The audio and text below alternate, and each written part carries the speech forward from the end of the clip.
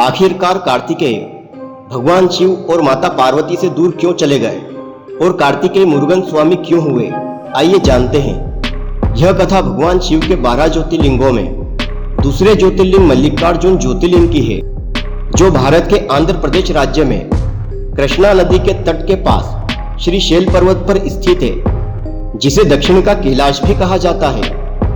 इस ज्योतिर्लिंग में माता पार्वती और भगवान शिव दोनों की ही ज्योति संयुक्त रूप से समाहित है, जिनके दर्शनों से भक्तों की समस्त इच्छाएं पूर्ण होती हैं। भगवान शिव और माता पार्वती के मन में युवा हो चुके अपने दोनों पुत्र कार्तिकेय और गणेश को देखकर उनकी विवाह करने का विचार आता है। इसलिए दोनों की योग्यताओं को परखने के लिए वे उनके मध्य एक प्रतियोगिता आयोजित करते हैं और वे उन दोनों को अपनी श्रेष्ठता सिद्ध करने के लिए पृथ्वी की परिक्रमा करने का आदेश देते हैं और उनसे कहते हैं कि जो भी पृथ्वी की परिक्रमा पहले पूरी करेगा उसका विवाह पहले किया जाएगा। तब कार्तिकेय अपने वाहन मयूर पर बैठकर पृथ्वी की परिक्रमा करने के लिए चले जाते हैं और गणेश अपनी बुद्धि का प्रयोग कर पृथ्वी की परिक्रमा न कर अपने माता पिता भगवान शिव और माता पार्वती की 3 बार परिक्रमा लगाकर पृथ्वी परिक्रमा का पुण्य प्राप्त कर लेते हैं और प्रथम विवाह के अधिकारी बन जाते हैं। तब भगवान शिव और माता पार्वती प्रजापति विश्वरूप की दोनों कन्याओं सिद्धि और बुद्धि के साथ गणेश का विवाह तय कर देते हैं। उस समय कार्तिकेय पृथ्वी परिक्रमा लगा रहे होते हैं। तब देवर्षि नारद उन्हें गणेश के विवाह का शुभ समाचार सुनाते हैं। यह सुनकर कार्तिकेय अपनी परिक्रमा पूर्ण कर कैलाश लौट आते हैं, किंतु गणेश के विवाह के पश्चात वे दक्षिण दिशा में क्रोंच पर्वत पर चले जाते हैं और वहीं रहने लगते हैं। पुत्र वियोग के कारण एक दिन माता पार्वती के मन में पुत्र कार्तिकेय से मिलने की तीव्र इच्छा जागृत होती है। इसलिए वे भगवान शिव से क्रोंच पर्वत जाने का आग्रह करती है। तब दोनों वहां पहुंचते हैं और वहां पर अपने पुत्र की मुरुगन स्वामी के रूप में पूजा और उनकी प्रसिद्धि को देखकर आनंदित होते हैं।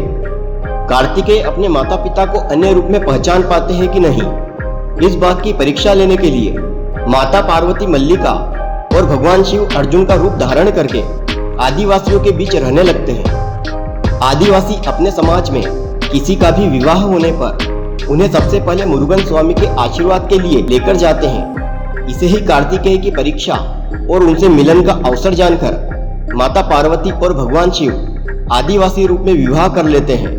तब सभी आदिवासी उन्हें मुरुगन स्वामी का आशीर्वाद दिलाने के लिए उनके पास लेकर जाते हैं। लेकिन कार्तिकेय अपने माता पिता को उस रूप में देखते ही प्रसन्न होकर उनका आशीर्वाद लेने लगते हैं। तब यह देखकर सभी आदिवासी इस बात से आश्चर्य में पड़ जाते हैं कि उनके मुरुगन स्वामी उन्हें आशीर्वाद देने के बजाय खुद उनका ही आशीर्वाद क्यों ले रहे हैं। तब सभी आदिवासियों की शंका निवारण के लिए कार्तिकेय अपने माता पिता से उनके वास्तविक स्वरूप में सभी को दर्शन देने की प्रार्थना करते हैं। तब भगवान शिव और माता पार्वती सभी को अपने वास्तविक रूप का दर्शन कराते हैं, जिनके साक्षात दर्शनों को पाकर सभी आदिवासी उनकी जय जयकार करने लगते हैं। तब माता पार्वती और भगवान शिव कार्तिकेय को अपने साथ कैलाश ले जाने की बात कहते हैं, जिससे सभी आदिवासी बहुत दुखी हो जाते हैं और कार्तिकेय को कैलाश जाने से रोकने का प्रयास करने लगते हैं। तब आदिवासियों के अपने प्रति उनके ऐसे निश्चल प्रेम को देखकर कार्तिकेय खुद कैलाश न जाकर अपने माता पिता से ही हमेशा के लिए वहीं ज्योतिर्लिंग के रूप में रहने का आग्रह करते हैं। तब माता पार्वती और भगवान शिव अपने सम्मिलित ज्योति शिवलिंग को प्रदान कर सदैव के लिए वहां ज्योतिर्लिंग रूप में स्थापित हो जाते हैं।